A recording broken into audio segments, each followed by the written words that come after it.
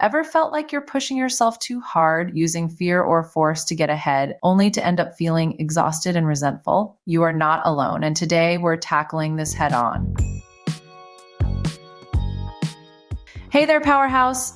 If you've ever set sights on targets that seemed unreachable, or if you're the go-to problem solver for everyone around you, this episode is for you. Let's talk about fear and force. These two strategies might seem like unlikely candidates for your favorite ways to win, but you would be shocked how much a habit we make out of using both fear and force to achieve our goals. They will bring temporary or immediate short-term success, but they come at too high of a cost.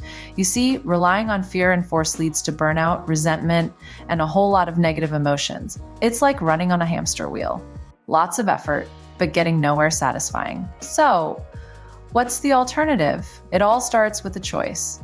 When we choose to prioritize what feels good for ourselves, we set the stage for a more sustainable kind of success.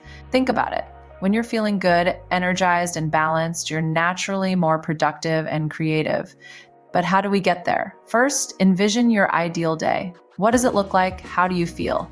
Who are you with? Really dive deep into the details. This vision is your North Star. Now let's reverse engineer your goals from there. Instead of using fear and force, ask yourself, what steps can I take today that align with that ideal vision?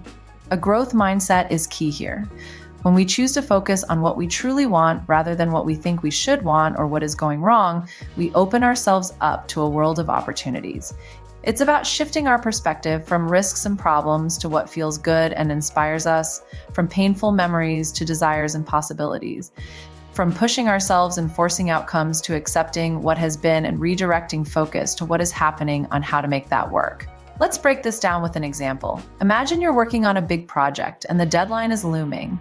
Instead of stressing out and pushing yourself to the brink, pause and ask, how can I approach this in a way that feels good? Maybe it's breaking the project into smaller, manageable tasks, or maybe it's delegating parts of it. The goal is to find a strategy that feels sustainable and aligned with the way you work best. So, let's recap. 1. Using fear or force leads to exhaustion and resentment. 2. Conscious choice and prioritizing what feels good for you are essential for sustainable success. 3. Figure out what feels good and looks like success by imagining your ideal day, and then reverse engineer these goals to create a strategy that's ensured to take you step by step to success. Before we wrap up, I want to leave you with this thought. Choosing a growth mindset and focusing on what you truly want can create a positive impact, not just in your life, but in the world around you. You have the power to make conscious choices that uplift you and those around you. If you'd like to dive deeper on this topic, check out my latest podcast episode, Fuel in Your Tank.